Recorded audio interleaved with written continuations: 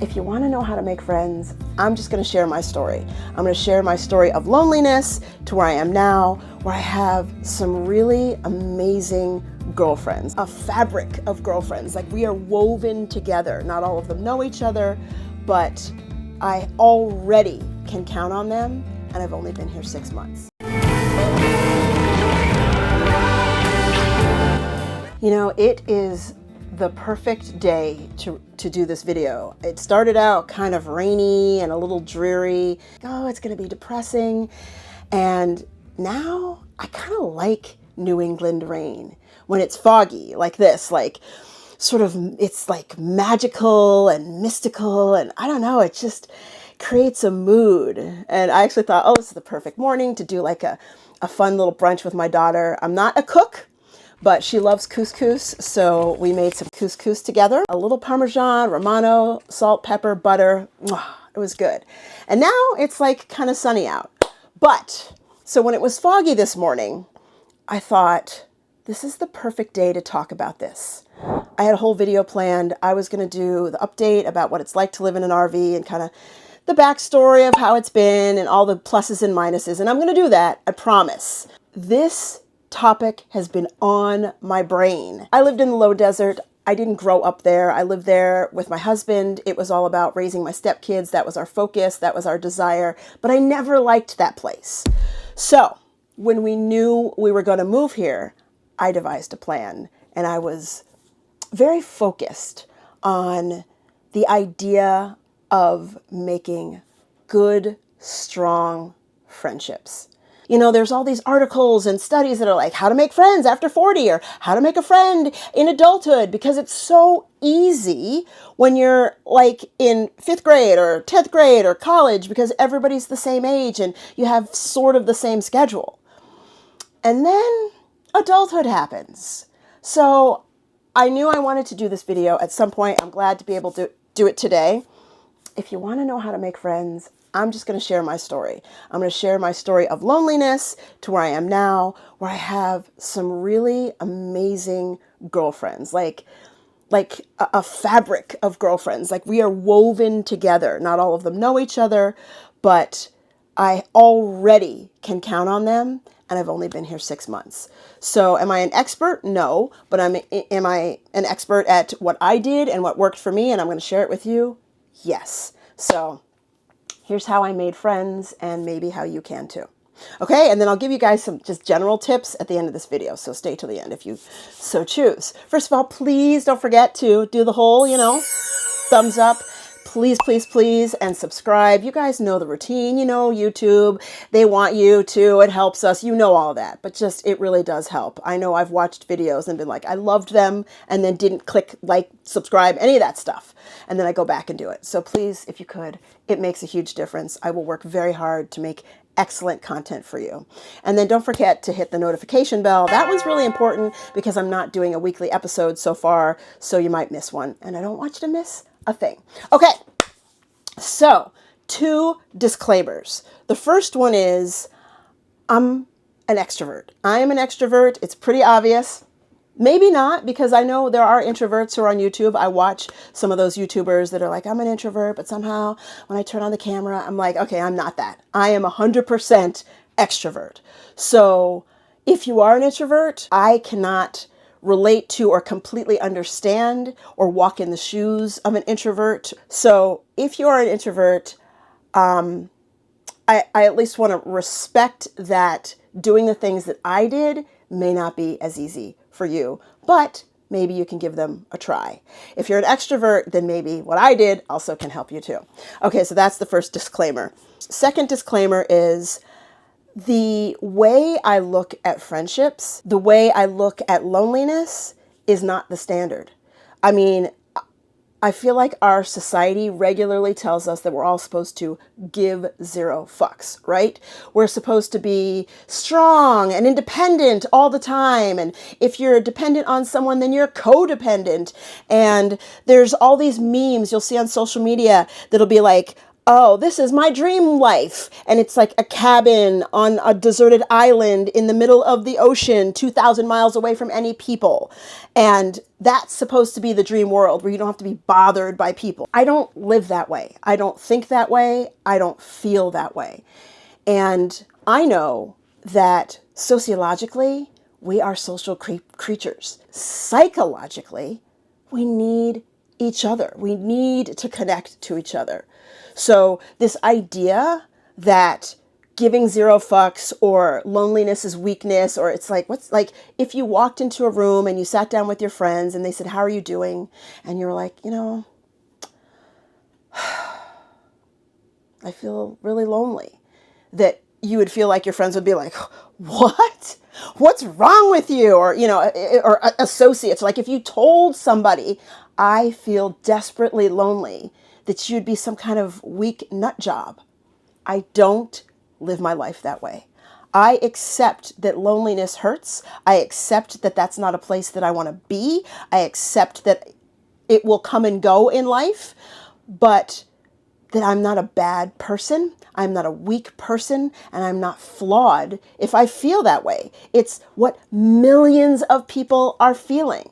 So you are not alone if you feel lonely. I mean, I guess technically, right? That's what loneliness is. But you're not alone in the feeling.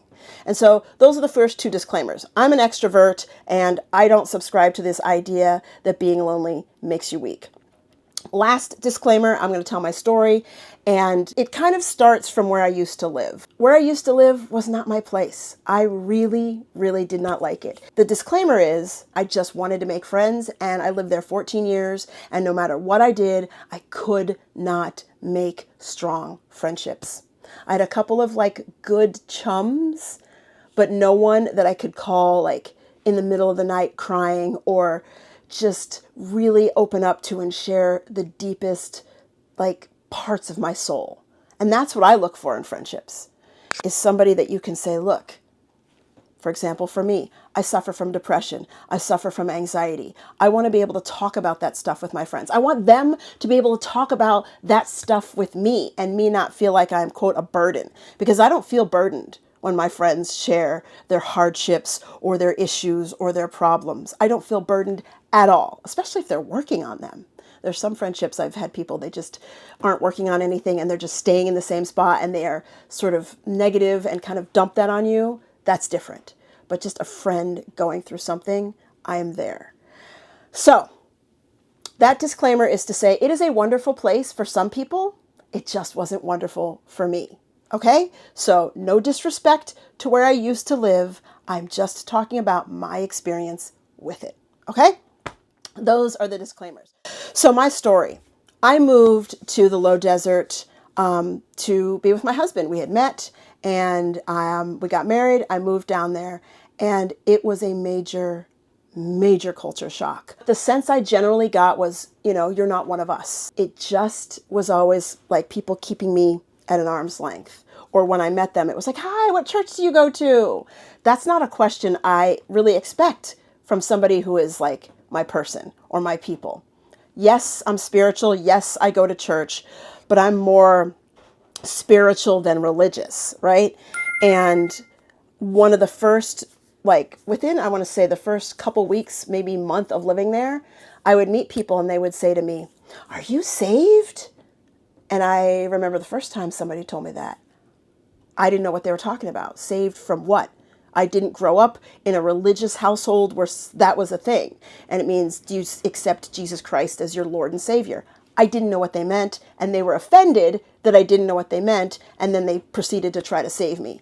So I was in the wrong place. I lived in a place where in the summertime, it was 117, 120 every day for June, July, August, September, and part of October. So it wasn't just 3 months. It was literally 5 months of that. And that means you spend a lot of time inside. And that meant I felt isolated. And that meant I felt alone. Yes, I had my family. Feeling that isolated and lonely and detached from a sisterhood was devastating. And if I'm really honest, my husband And friends that I knew from college, friends that I knew from LA, they are the ones that got me through, that I could pick up the phone, not that anybody picks up a phone like this or even like this, and call them. And that's what made living 14 years of feeling lonely, feeling like the odd man out, feeling disconnected, feeling isolated, that's what made it tolerable, was my past friendships. So I definitely shed many tears feeling so lonely. Because for me, as an extrovert, it's almost like you're missing air. Like to exist, I need to be outside and breathing, and I also need like friendships. I literally felt like I was like not breathing. Like I just was missing like nutrients or something for 14 years. And yes, I have this amazing daughter and amazing husband and family and my stepkids, and I was busy and I had lots of stuff to do. I had a business but I was lonely. And I put in the work and I put in the work and I put in the work, and I would have little like almost like sparks of friendships, but they weren't anything sustainable. They weren't anyone who got me. And so the first tip I would say is, if you're in the wrong place, it's going to make it really hard. It's going to make it, I don't want to say impossible, but extremely difficult. You're going to have to go outside of maybe a bubble and find your people. And so about 2 years, 3 years before we moved here, I met one of my now best friends. And she currently lives in San Diego. And so San Diego was 2 hours away from where we lived, but we made it work. She would drive to me, I would drive to her, we'd meet in the middle, we'd do girls' trips, and that literally changed my life. Having just one good girlfriend to just listen to you, laugh with, just really get you. It fed my spirit, my soul, my sense of self and well-being. And that's why it's so important. I mean, again, for me, I needed that. I thirsted for a friendship. I craved it. And like I said, she's still my friend to this day.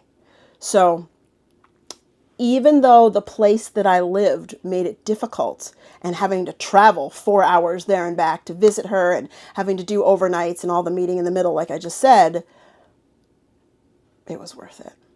It was worth it. And we still keep in touch, even though she lives on the other side of the country. We talk on the phone, we FaceTime, we do whatever it takes, which is kind of the next thing that's really important. You need to find a friend that also wants a friendship.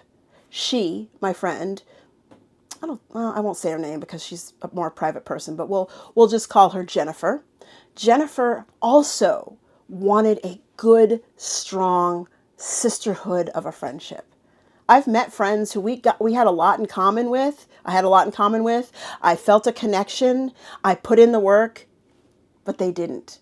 So it's really important, if you're going to actually connect with somebody, just try to read them and get to understand if they are working for the friendship as much or more than you are. Otherwise, you end up doing all the work and you're going to be disappointed. And I had a ton of those. I don't do that anymore. I have found strong friendships. I recognize them and I stay with those people. Like, those are my tribe. Those are my people. So the next thing was, okay, now I have this great friendship, but I'm also leaving her and I'm going 3,000 miles away, right, to New Hampshire. Well, how am I going to make friends there? So again, 3 years before we moved here, I was like, okay, what am I going to do? How am I going to make friends here? So here's what I did. I literally went on to Facebook, Instagram, Threads, whatever social media, and liked everything New Hampshire in the region that I'm in. I live in the Monadnock region, which is Mount Monadnock. I've mentioned that before. I liked Monadnock Hikers Group. I liked a cookie store in one of the local towns. I liked one of the general stores. I liked a canoeing company. Every single thing that had to do with this. My town, the next town over from that, was just whatever it was. I immersed myself through social media into the place that I was moving. So this is really great, even if you already live in the place. And I know some people are like, I don't like social media. I get that. But you can sit alone and be isolated and say you don't like social media, or you can go, look, there's a means to an end. You can make your friends and then be done with social media. So I immersed myself. And there were a few pages that were like dedicated to specific cities, and there were some that were like making friends and all of this and that. And I just posted. I was like, hey, new to the area, blah, blah, blah.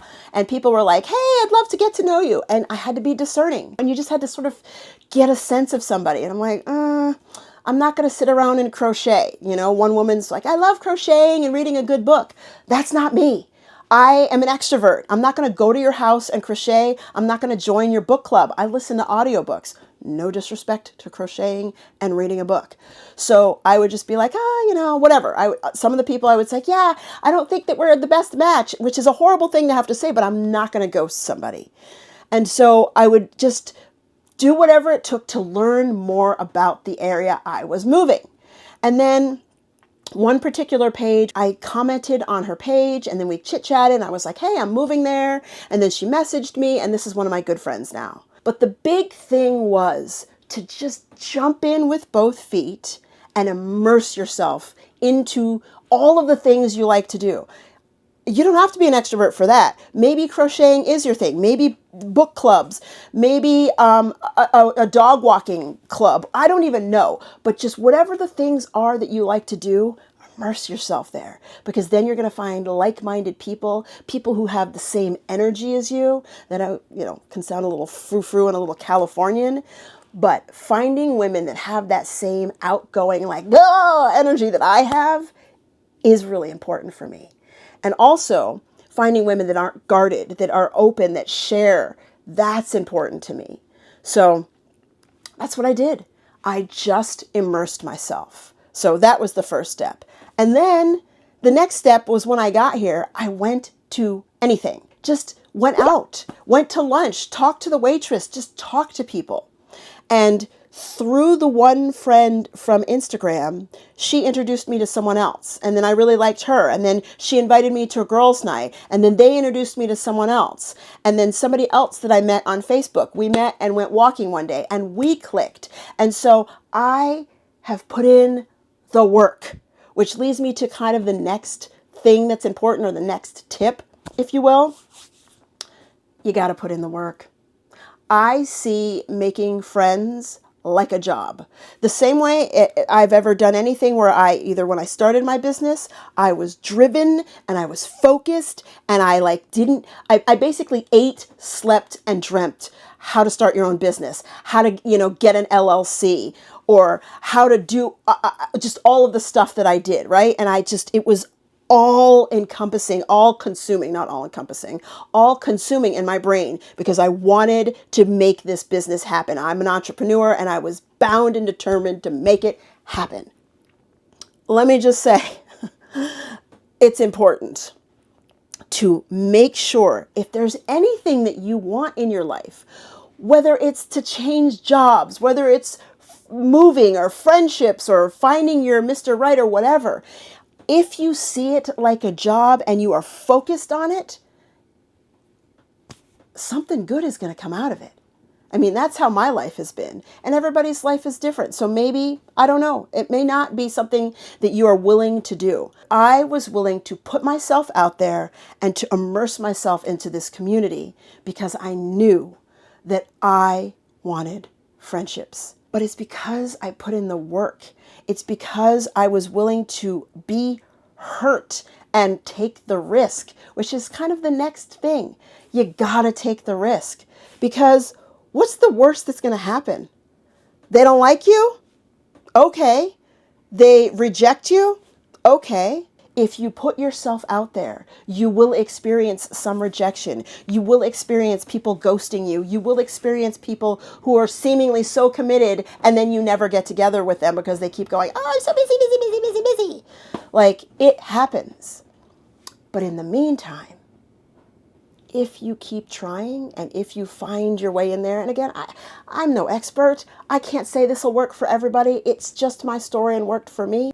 it was worth the rejection. It was worth the blow off and the rejection, or for the different things that just didn't work out and probably will never work, because I have found a good group of women that accept me, that appreciate me, who think I'm freaking awesome the same way I do them. And it wouldn't have happened if I didn't focus on, wasn't passionate about, wasn't driven, wasn't treating it like it was my job. 6 months is not a very long time. And I can say I have a group of women, not one, not two, and numbers don't matter per se, but it does matter in the sense that maybe somebody's busy, or if you want to have a gathering, having people show up for you. That is really important for me. We had a Christmas party and people showed up for us. You guys know, it's sometimes in the holidays, you have every intention of showing up for someone, and then you just go, nah, I'd rather stay home. We all do that. So if I hadn't have put myself out there, if I hadn't have really, because people are like, just put yourself out there, but you have to have a plan. If I hadn't had the plan of a really focused plan, I wouldn't have just naturally just, wait and see, and you'll meet people organically. Maybe that works for some people, but it doesn't work for me. It just doesn't. I'd love to hear what you guys think in the comments. Let me know, like, what have you done to make friendships? Do you feel lonely? Do you feel isolated? A lot of people are like, I've got my friends from childhood, high school, college. I'm good. I'm not that. I have my friends from childhood, high school, college. But knowing that as I age, I mean, we all age, obviously, but statistically, my husband is going to die before me. And I'm going to need my tribe, my people, my group. I want these lifelong, committed, strong, deep-rooted relationships so that I can be there for them and they can be there for me when we're like 80, 90, 100 years old. So that's how I made my friends. I immersed myself. Tip 1, I didn't crap on myself for feeling lonely or consider it a weakness. Tip 2, I accepted that there was going to be rejection and ghosting situations and hurt in some of this, and then I just keep going and have a specific plan. That's what worked for me. I just want to kind of end this saying, if your heart is breaking, because it is heartbreaking to feel lonely and isolated, and especially with social media, where it looks like everybody's got it all together and their life is amazing. Like, right? We curate what we put on social media. So you are not alone if you are feeling like you are disconnected for whatever reason. And even if you do put yourself out there and you, quote, try whatever I've just listed today and it's not working for you right away, just keep going. Just keep trying. Just do whatever it takes. And don't accept loneliness as an end result, because sometimes it feels easier. I know sometimes you just want to go, fuck it, because why should I keep putting myself out there, because this hurts too much. But just keep going. If you want to talk to me, if you're feeling alone, feel free to comment down below. Let me know like what you have done to change your friend structure. Is your husband or your wife or your girlfriend or your boyfriend or whatever, are they enough for you? Because my husband's amazing. He's my friend. But needing that girlfriend thing is a very different part of me. Having these relationships make me happy.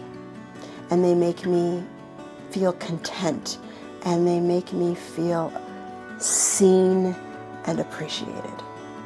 And that is everything. So that's what I did. Let me know what you guys think. Yeah.